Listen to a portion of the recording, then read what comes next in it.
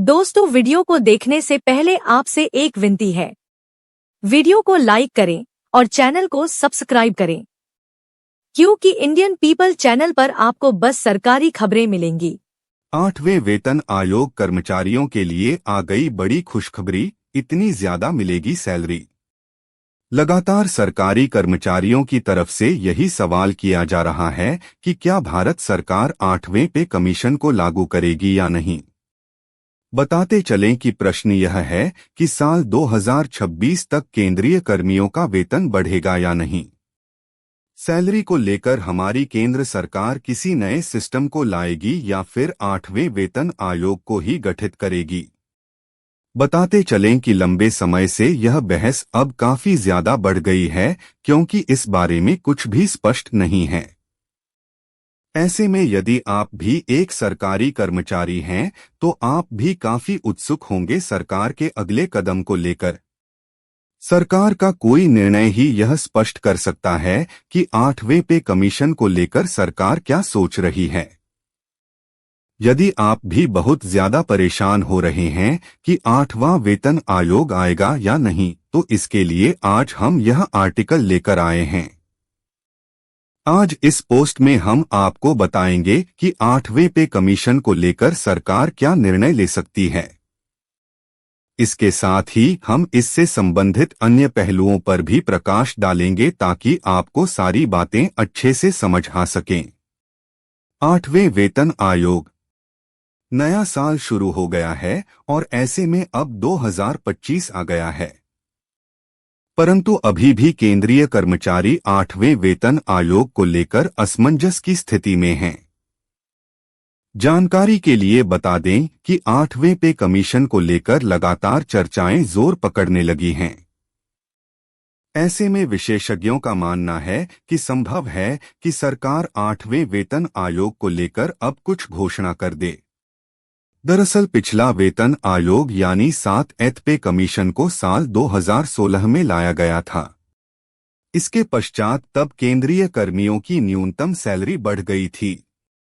इसके तहत सरकारी कर्मचारियों की सैलरी 7,000 रुपये से सीधा 18,000 रुपये तक पहुंच गई थी, जबकि जो अधिकारी शीर्ष पदों पर कार्यरत हैं, इनकी तब अधिकतम सैलरी 2.5 लाख रुपये तक हो गई थी। ऐसे में अब सरकारी कर्मियों की सभी आशाएं इस बात से हैं कि सरकार नए वेतन आयोग को लेकर कोई कदम उठा सकती है या नहीं। क्या होता है वेतन आयोग और इसका क्या है महत्व? वेतन आयोग को आमतौर पर पे कमीशन के नाम से भी जाना जाता है। दरअसल यह एक ऐसी संस्था है जिसे हमारी केंद्र सरकार द्वारा गठित किया जाता है। इसका मुख्य काम केंद्रीय सरकारी कर्मियों की सैलरी की संरचना को निर्धारित करने का और रिव्यू करने का होता है। जब से हमारा देश आजाद हुआ है, तब से अब तक 7 वेतन आयोग सरकार द्वारा गठित किए जा चुके हैं। इस तरह से हर पे कमीशन का कार्यकाल 10 साल तक के लिए रखा जाता है। इस तरह से केंद्र सरकार के अंतर्गत काम करने वाले कर्मचारी और पेंशनर्स के जीवन स्तर पर और आय पर वेतन आयोग की सिफारिश बहुत ज्यादा प्रभाव डालते हैं। यही कारण है कि सरकारी कर्मचारियों के लिए वेतन आयोग अत्यंत महत्वपूर्ण होता है। 8वें पे कमीशन होगा गठित या नहीं?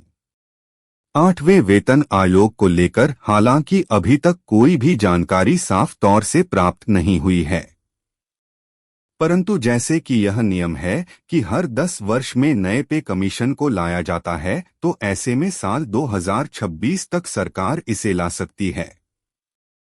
लेकिन यह भी हो सकता है कि सरकार अपने कर्मचारियों की सैलरी में इजाफा करने के लिए किसी और तरीके को अपनाए।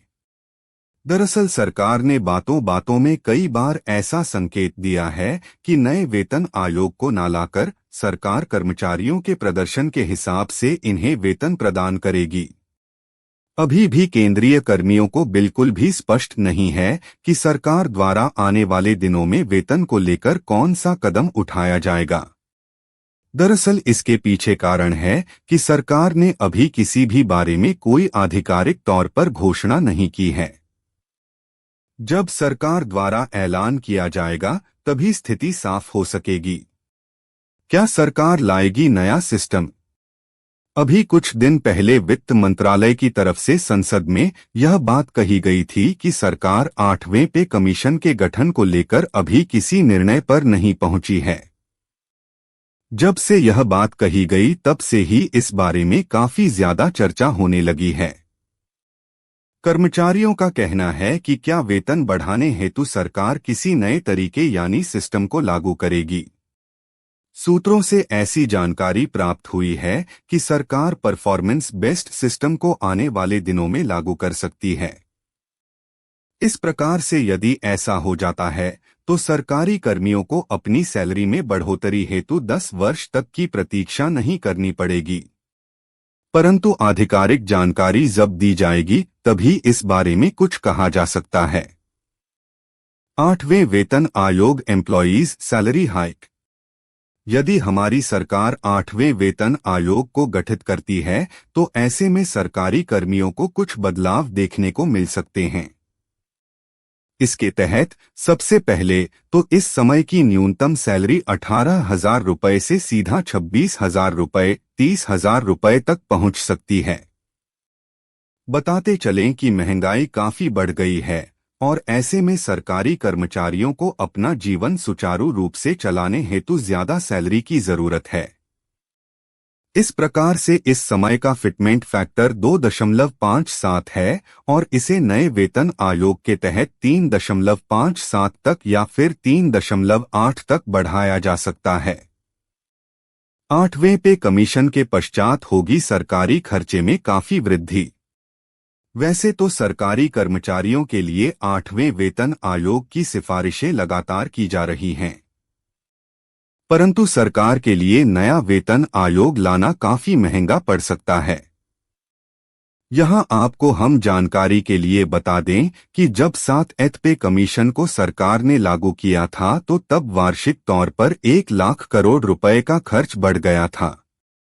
ऐसे में अगर अब 8वां वेतन आयोग लाया जाता है तो तब सरकारी खजाने पर इसका प्रभाव काफी ज्यादा पड़ सकता है।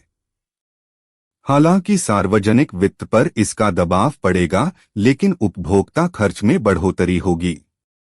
इस तरह से ज्यादा वेतन प्राप्त करके कर्मचारी खर्च भी ज्यादा करेंगे।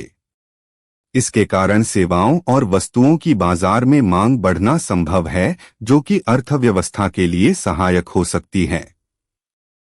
Thanks for watching this video. Don't forget to subscribe the Indian People channel and don't forget to press the bell icon for latest updates. Indian people channel पे आपको बस सरकारी कर्मचारियों की खबरें मिलेगी। दोस्तों, इस वीडियो को ज्यादा से ज्यादा अपने सरकारी भाइयों और बहनों के साथ शेयर करें।